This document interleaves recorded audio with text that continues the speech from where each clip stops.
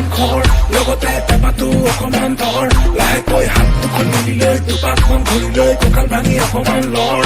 আজি ৰাতিটো বৰ সুন্দৰ চুকতে জলকেলি অকমান কৰ একেবাৰে ভলিউম দি লৈ বেজডাল কৰি লৈ নাচনীক লগাই দেবা কৰ